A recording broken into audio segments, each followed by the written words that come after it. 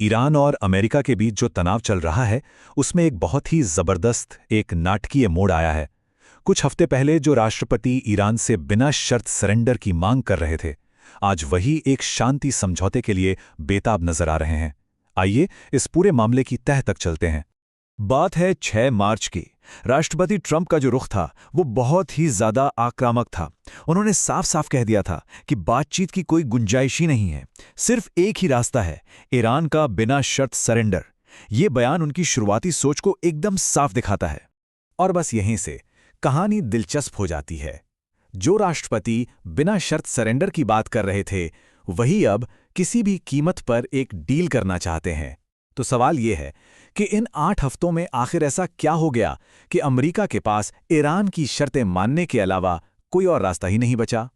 तो इस पहेली को सुलझाने के लिए हमें सुरागों को जोड़ना होगा। और पहला सुराग है हॉर्मुज जलडमरू मध्य में अमेरिकी सैन्य रणनीति का पूरी तरह से फेल हो जाना।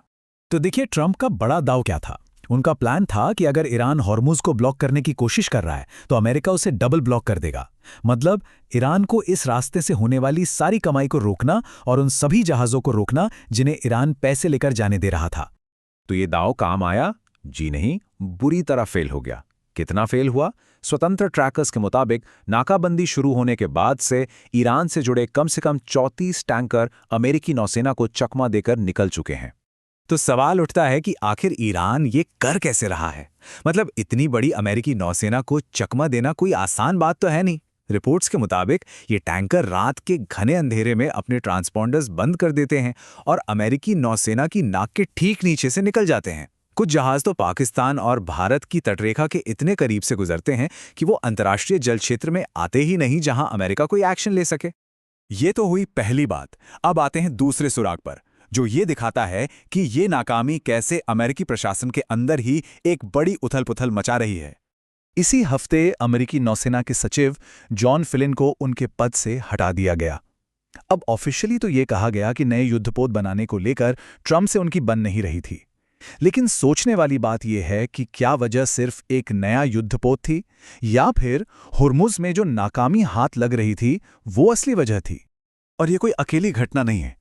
देखिए, पिछले कुछ महीनों में रक्षा सचिव ने 24 से ज्यादा जनरलों और एडमिरलों को या तो बर्खास्त कर दिया है या साइडलाइन कर दिया है। आर्मी चीफ और आर्मी सचिव के साथ भी उनके गहरे मतभेद चल रहे हैं। मतलब पेंटागन के अंदर का तनाव अब खुलकर दुनिया के सामने आ रहा है। और ये सब कुछ मुफ्त में नहीं हो रहा है, इसकी एक बहुत भारी कीमत चुकानी पड़ रही है। अमेरिका इस जंग में अब तक लगभग $35 बिलियन फूंक चुका है, और हाथ में क्या आया? कुछ भी नहीं। और जब ट्रंप से पूछा जाता है कि इसमें और कितना वक्त लगेगा, तो वो गुस्से से लाल हो जाते हैं। तो अब जरा बात करते हैं तीसरे सुराग की, जो है शब्दों की जंग। मतलब वॉशिंगटन और तेहरान के बीच बयानों की जो लड़ाई चल रही है उसकी। एक तरफ ट्रंप ये दावा कर रहे हैं कि ईरान के अंदर लीडरशिप बटी हुई है, मॉडरेट्स और कट्टरपंथियों के बीच एक जंग छिड़ी हुई है। लेकिन जैसे ही ट्रंप ये कहते हैं, दूसरी तरफ से ईरान के राष्ट्रपति और संसद के स्पीकर एक साथ आकर इसका खंडन कर देते हैं। वो कहते हैं कि देश पूरी तरह एकजुट है। और इसमें एक और बहुत दिलचस्प एंगल सामने आ रहा है। ईरानी विश्लेषकों का यह मानना है कि ईरान में फूट की ये कहानियां असल में इजराइल का एक सोचा समझा दुष्प्रचार अभियान हो सकता है। मतलब इसका मकसद ट्रंप को ये यकीन दिलाना है कि ईरान के अंदर कुछ लोग डील में रुड़ा अटका रहे हैं, ताकि ट्रंप उन्हें रास्ते से हटाने के लिए नए हमले कर दें। तो जब हम इन तीनों सुरागों को, मतलब नाकाबंदी का फेल होना, पेंटागन के अंदर की खटपट और ये शब्दों की जंग, इन सबको एक साथ जोड़कर देखते हैं तो तस्वीर साफ हो जाती है। राष्ट्रपति ट्रंप रणनीतिक रूप से एक ऐसे कोने में फंस चुके हैं जहां उनके पास कोई अच्छा विकल्प बचा ही नहीं है। अमेरिकी मीडिया रिपोर्ट्स के मुताबिक ट्रंप प्रशासन के पास अब गिने चुने सिर्फ 4 ही रास्ते बचे हैं। तो आइए एक एक करके इन चारों विकल्पों पर नजर डालते हैं और देखते हैं कि हर एक के साथ क्या दिक्कत है। पहला विकल्प, हुर्मुज के आसपास ईरान के ठिकानों पर हमला करना। लेकिन दिक्कत यह है कि ईरान की जो तटीय मिसाइल बैटरियां हैं वो अभी भी पूरी तरह से काम कर रही हैं, और जब तक उन्हें 100% तबाह नहीं कर दिया जाता, कोई भी जहाज उस इलाके में जाने का जानलेवा जोखिम नहीं उठाएगा। तो फिर दूसरा ऑप्शन क्या है? ईरान के पावर ग्रिड और तेल सुविधाओं जैसे बुनियादी ढांचे पर हमला करना। पर इसमें भी एक बहुत बड़ा पेंच है। ईरान ने साफ धमकी दी है कि अगर ऐसा हुआ तो वो सऊदी अरब और यूएई के सबसे बड़े तेल प्रोसेसिंग प्लांट को तबाह कर देगा। और अगर ऐसा हुआ तो दुनिया में तेल की कीमतें आसमान छूने लगेंगी और एक ग्लोबल मंदी आ सकती है। तीसरा विकल्प और ईरानी नेताओं की टारगेटेड किलिंग्स करना। मगर यहां भी एक समस्या है। अमेरिका पहले ही ईरान के 40 टॉप नेताओं को मार चुका है और इससे ईरान की सत्ता पर कोई फर्क नहीं पड़ा। अब और हत्याएं करने का सीधा मतलब होगा कि बातचीत के जो भी दरवाजे बचे हैं वो हमेशा के लिए बंद हो जाएंगे। और आखिर में बचता है चौथा विकल्प, इंतजार करना और बातचीत करना। लेकिन असलियत ये है कि अमेरिका में महंगाई लगातार बढ़ रही है और मध्यावधि चुनाव सिर पर हैं। अगर रिपब्लिकन पार्टी ये चुनाव हार जाती है तो ट्रंप एक लेम डक राष्ट्रपति बनकर रह जाएंगे। साफ है उनके पास ज्यादा वक्त नहीं है।